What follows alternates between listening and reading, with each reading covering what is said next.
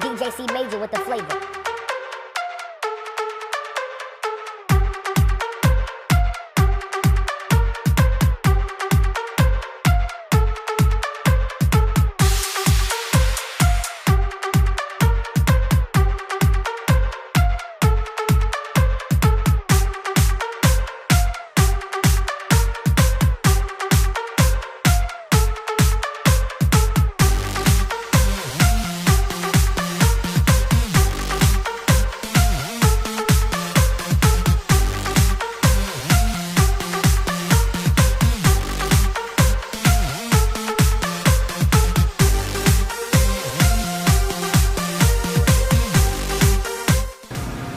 Hello and welcome to another episode of Contemporary Living with Farmer and Hill.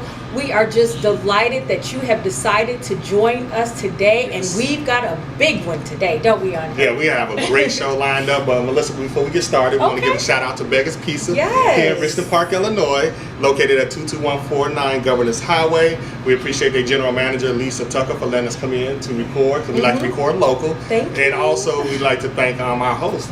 That's our hostess that's helping us out, our waitress, Miss Gwen Terrell. Thank you, Gwen. Yeah, Thank so you Melissa, I'm going to turn it back over to you. All right. And I'm going to let you introduce our guest. I'm going to tell you.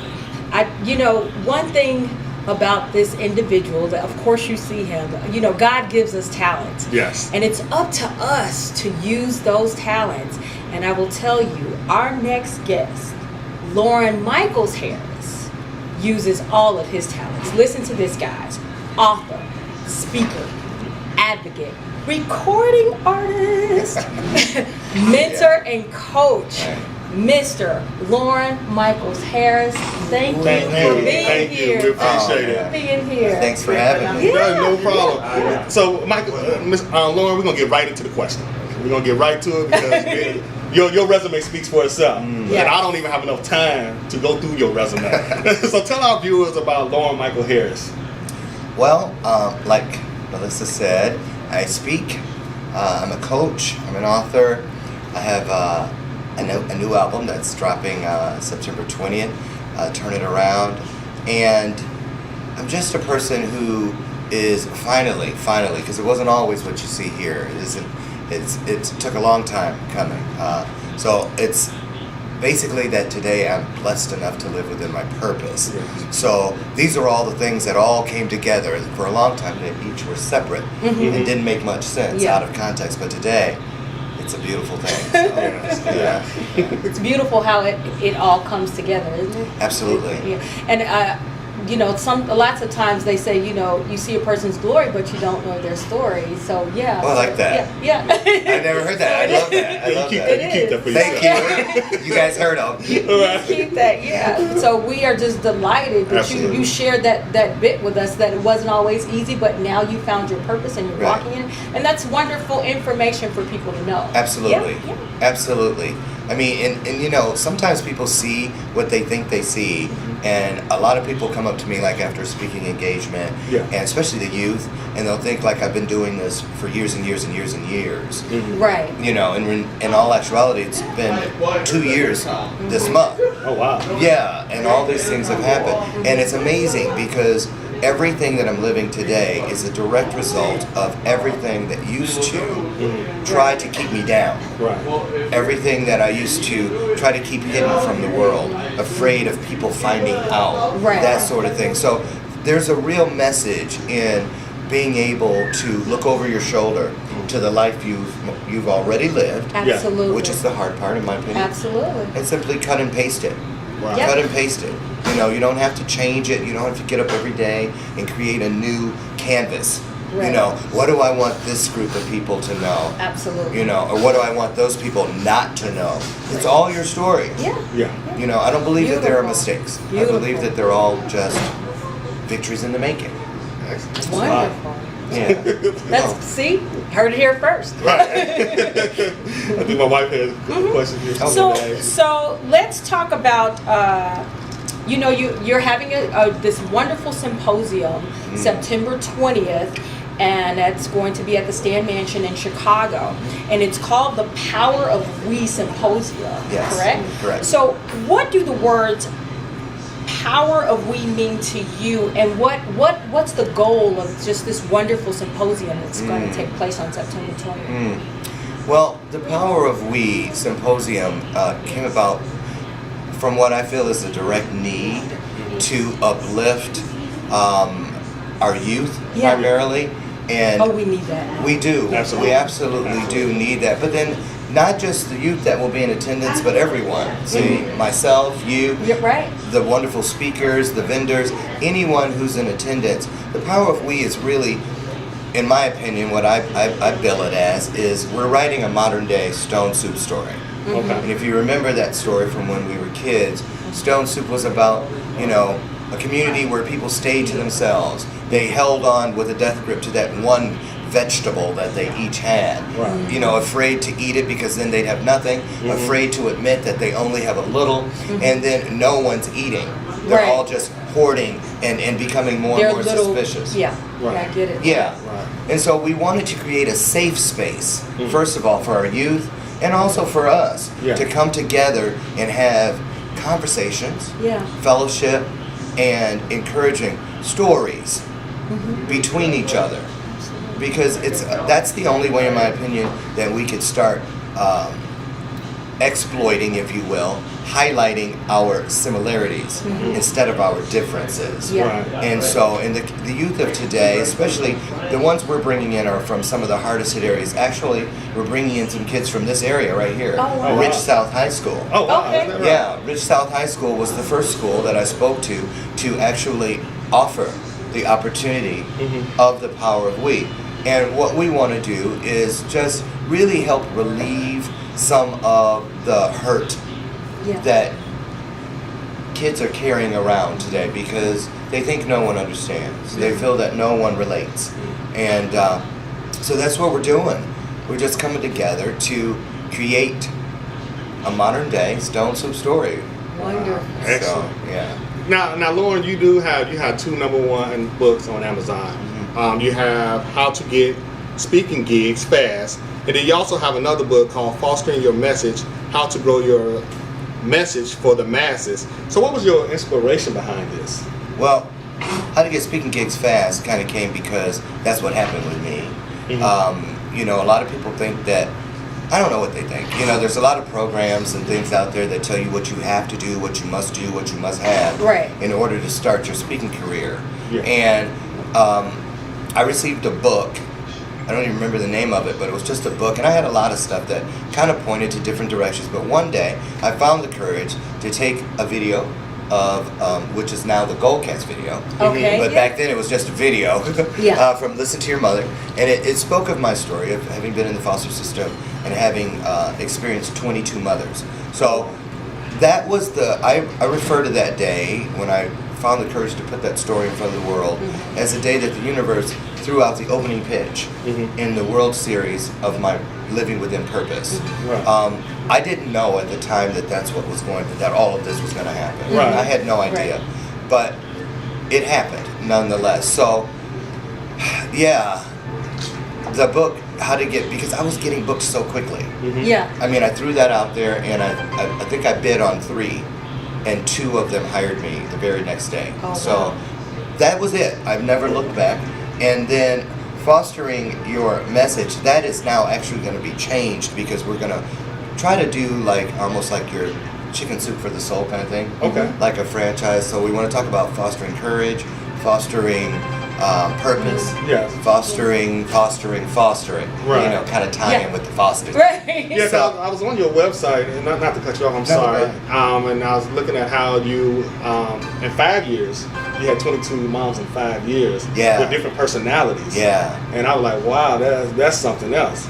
That's got to be really challenging, I guess, just because you've got all of these different personalities that were a part of your life.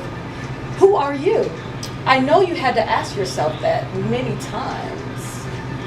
I did, and it wasn't just when I was living within that 5-year block. For many decades since then. But like it says in the video, I got to a point in my life where I truly understood that each one of these women played a distinct role in my life.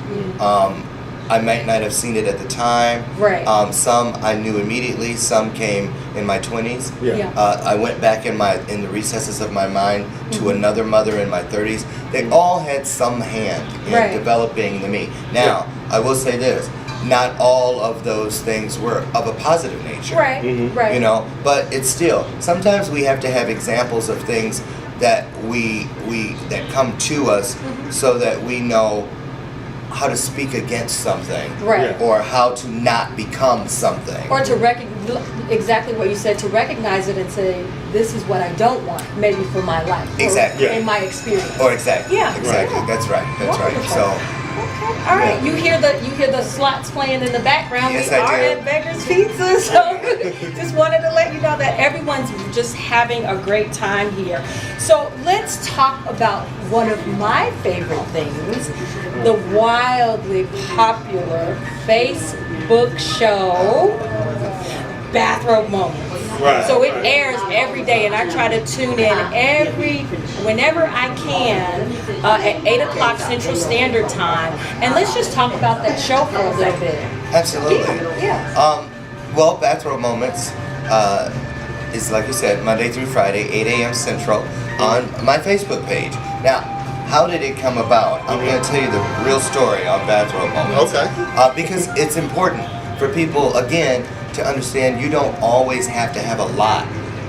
A little. If you do right by the pennies in your world, what you do have available, Absolutely. You'll look down one day and God will have increased it to nickels or dimes or quarters. The key word there is increase. Yeah. So I remember when I started this career, I was so intent on getting up every day and finding ways to send the trajectory of my message in the right direction. Because you can get up with great intentions and then stub your toe and then a string of expletives come running out of your mouth and you're off in a whole different direction. Yeah. And plus, I was honest with myself about problems with myself. And I knew one thing, it didn't take long for Loren to mess something up.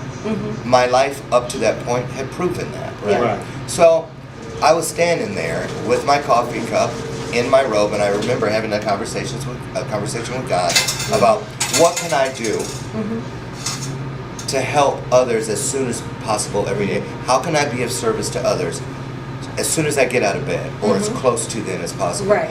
I don't have a green screen. I don't have tons of equipment. I don't have a special mic or any of those things. Yeah. And I heard a voice say, but you know what you do have? You have your story.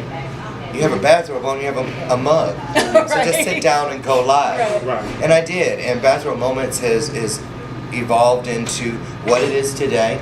And it's working its way towards being a television show with E360 television. And it should be. Aww. It should be. It's fun. We can't wait until we get our time on Bathrobe Moments. Right. Oh yeah, they're coming up in just like a couple weeks. Yeah. Right? It's ironic. My wife, before I met you, before Brenda connected us, she had already been watching your show on Facebook. Yeah. And I told her your name. She's like, hold on. I think the name sounds Yeah, it so sounds weird. I think I watch him all the time on Facebook. Right, And then right. when the research, the show was. So she's very excited. Yeah, I see her on there. Yeah. I see her on there. And I hadn't made the connection either, so Right. don't feel bad. Okay. So don't feel bad. But you know, Bathrobe Moments is a great platform for anyone to come. A great way to start your day. And one of the things I say when I'm closing that show every day is that I'm so blessed. I feel so honored to meet with people so early in my day, because when I leave that experience, absolutely every single time I leave a better version of myself. Yes. And it's all about being That is service. a great way to start your day, isn't it? It is. Yeah. It Engaging with people and the things you talk about. And really what I really like about that show is what you do at the end of the show. When you leave that message, it resonates. It resonates with everyone. It doesn't matter who the guest is. You have a message that resonates. And I like the way sometimes you just have to go off and say, this is the real deal, you know? Oh, yeah. I love that. I love that. Yeah, I love that. Bathrobe Moments, Facebook, every day, 8 a.m. Central Standard Time. Tune in. It's wonderful. Yeah, we'd love to have you there. Yeah. So I want to talk about reinventing the blame. And you had a quote on your site that I like, and I literally read it about 5-6 times because I liked it so much. And it reads, and our viewers can see it. It said, reinventing the blame. Blame, the number one killer of dreams known to man. Self-blame, the blaming of others, and the blaming of life experiences is the primary source of passion depletion within society. Learn how to effectively reverse the negative effects of blame, thereby converting the blaming process into a positive contribution to your life and the lives of those around you. Yeah. So I gotta ask you, at what point in your life did you stop blaming others and yourself and turn that negativity into positivity? Right around 50. I just turned 56 July 4th, so it wasn't so long ago. And it's an important, I'm so glad you asked me about that, because for decades, I walked through life like this, with fists. I was angry. I felt like the world owed me because of what had happened with me, with the 22 homes, the countless abusers, you know, all of the different things between my two families, my adoptive family and my birth family, all these different dynamics, and I felt like I'd just been cheated. And so I moved through life, which now made me a person. Let's put it this way. In my 20s and 30s, my goal was to be like a character from Young and the Restless known as Victor Newman. Okay. He was ruthless. You know, I just didn't care. Right. I didn't care. I didn't forgive. I didn't move forward, but I carried everything with me. So it took decades to get past this, to get to, then I started doing this. I thought I'd grown, but I hadn't, because really when I start pointing, I still have 75% of a fist. I can still stuff stuff down. Yeah. But now it's almost worse. Because now not only am I still angry, stuffing things away, but I'm pointing and blaming things that have nothing to do with my purpose, right? Not in the way that I'm looking at it. So it wasn't until I learned to do what you see here on this banner behind me, this. That's why in all of my marketing pieces, I'm so grateful to do this now, because it proves to me and it reminds me how important it is to let things go. Just let it go. That's a song from the album. Shameless plug. We're going to talk about that, though. Yeah. And now, because here's the deal. Now that the moment I did that, things started moving through me. If I had planned 2 years ago for all of the speaking engagements, I write an article for a magazine, the recording contract, the TV show, all the wonderful things that are happening in my life in just 2 years. And I remember when I was in my drug addiction, 14 years flew by, and I couldn't believe nothing had happened in my world but destruction. But in 2 years, by using this method, I have a story now, you know, Goldcast. We're up to 1.8 million views. Wow. You know, I would have never thought, 2 years ago, 3 years ago, I remember like on my birthday and on Christmas and on holidays, I felt like I was the only person in the world. There wasn't anybody hitting me up on my phone. There wasn't anything. And then now, when you see these kind of numbers, it's not the numbers, it's the nightlights that you have been responsible for turning on in people's lives in an otherwise dark world, all over the world. And I always thought I had nothing and was capable of nothing. And so when I did this and I allowed things to come through me and I don't have to feel the responsibility of things coming from me, it's a wonderful, wonderful thing, and everyone can have that. Everyone can experience that. It is there. It's called purpose. It's called purpose. I don't believe that anything that I ever lived was a mistake. I believe that everything that I've lived was a part of my story. And it's the reason that I am doing what I do today, because I finally found the courage to stand up and just speak my truths. Beautiful. So. Oh wow, that nightlight is just, that's powerful, because so many people feel the way that you felt at that one time, and they're experiencing that now, and it could be viewers that are experiencing that now. So thank you for just sharing that with us. And if you want your nightlight turned on, that symposium, The Power of We, don't forget about it. That's just amazing. It is. I'm at all right now. I know. I don't even have no rebuttal for that one. No questions on that one. That is surprising, because he always has something to say. He always has something to say. That's powerful, very powerful. Yeah, thank you so much for that. I'm going to watch this over and over and over again. And you can too, every Thursday night, 9 p.m. There you go. For the rest of the month. So let's talk about your recording project, because you know what? Personally, I feel that we are living in the best time in history, because you can do so much Whereas you used to have an agent, you used to have to have this, you used to have that. Now the onus is on the individual to, take charge of that. So let's talk a little bit about your recording project. Let's go through the track list, maybe to some of your favorite songs. Okay. Let's talk a little bit about that. Well, the interesting part about this project is, with the exception of one song, when the label, they actually chose what order the songs went in, and I was trying to get in on that because well, I want to be there and this sort of thing. But then when I got the actual playlist, only one song is not in the order that I lived in.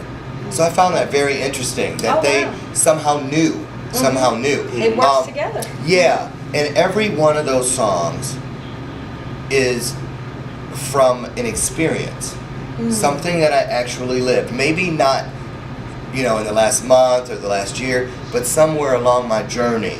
And not just what I lived, what I watched other people live. People that I still see their faces now from when I was out using in the drug world.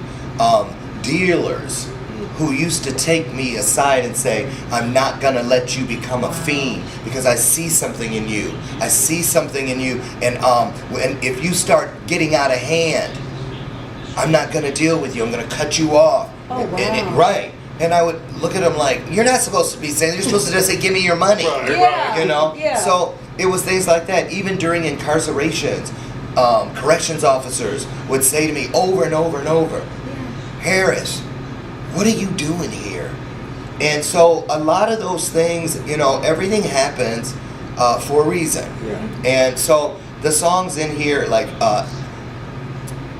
the title track, which is Turn It Around, which is just about, don't think that because it's not how you start a race, it's how you finish it. Right. So just because I'm in the back of the pack at the beginning doesn't dictate who's going to tire out and allow me to pass them before we go around that last bend of the race. You may have to work a little harder, but that does not mean you can't win. Absolutely. Exactly. And I'm 56. In this project, I had a spec deal with a major label when I was in my early 20s. But I was so screwed up in my mind, carrying that residual pain and hurt and shame from my experiences within the foster system that I blew it. I was all into self-sabotage. I still was living under the guise of believing that things could be too good to be true. My world was riddled with what I call words that deceive. Information from people that I looked up to, what they would say to me about how to get out of that world wasn't real. Wow. I would hear things like, oh, don't worry, Loren, you'll get around it.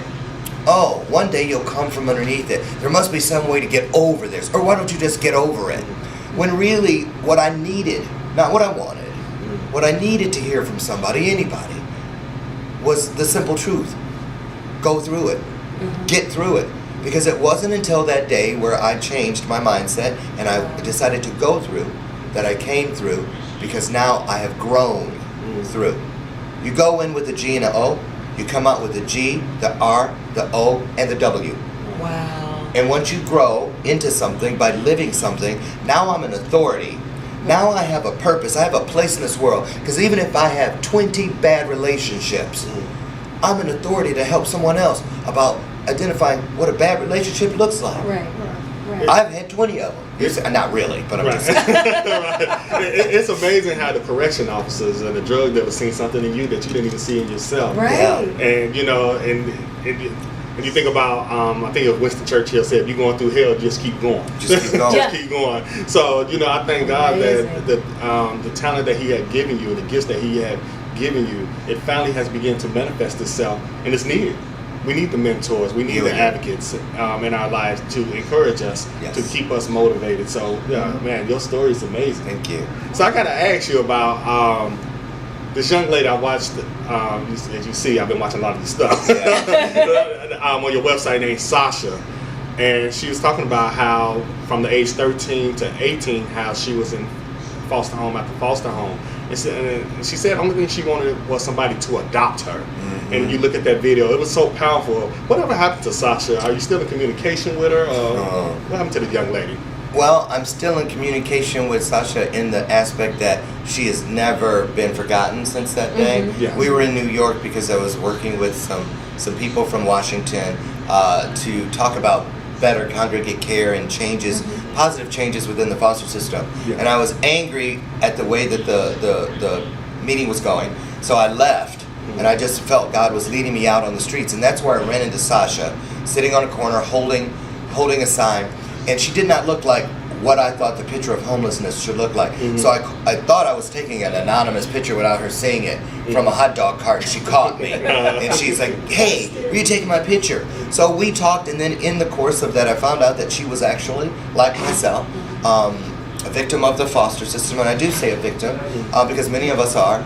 And the people in the meeting that I had walked out on saw my posting and came running there looking for Sasha later that afternoon, and she had moved on. I looked for her, she had moved on. So I've always wanted to keep her story alive, and that's why there's a song on the album called Sasha Lost, because we lost her that day. And, you know, that day maybe I wasn't supposed to just give her the only money I had, which was a $10 bill, because I usually don't carry cash. But I gave it to her, and she gave me a wonderful story. And I really believe the day will come when our video is released for Sasha Lost. Yes. I'm hoping that she comes and she finds me, and she brings her child that she was she turned her child over to the foster system so that she could get her life together, and then they would bring her back to her. So that's what the song's about. One day on another show, we'll be here, hopefully with you, me, you, and Sasha. Oh, Absolutely. we'll be looking for that, That'd be Sasha. nice. So very quickly, as we get ready to close it out, in 1 minute, tell us where you see yourself in 5 and 10 years from now. Oh, doing more of what I do today. Yeah. Being of service to others, allowing others to be of service with and beside me. I would love to continue recording, continue doing great things and meeting wonderful people like yourselves, Thank you. and just really being a catalyst for change. Reminding people daily that there's a reason they say that our stories are greater than we are, and encouraging people to not only just live those stories, but tell those stories, share those stories, and continue to write classic stories. Stories that will continue to be repeated throughout the ages. So that's really all I want. That's all good. I want. Wow. So That's good enough. So right, so there you have it, Loren Michael Harris. And as always, we thank God for his unmerited, undeserving favor called grace. For grace is the total absence of any works. You can't work for grace, you can't buy it. It is simply what God has given to each and every one of us, because we believe that Christ died for our sins, he was buried, and that he rose again the third day for our justification. On behalf of myself and my lovely wife and Loren Michael Harris, be blessed. Bye-bye. DJ C Major with the flavor.